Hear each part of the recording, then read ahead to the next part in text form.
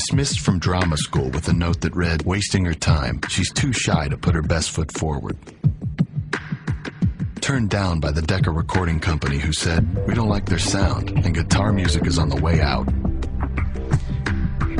A failed soldier, farmer, and real estate agent. At 38 years old, he went to work for his father as a handyman.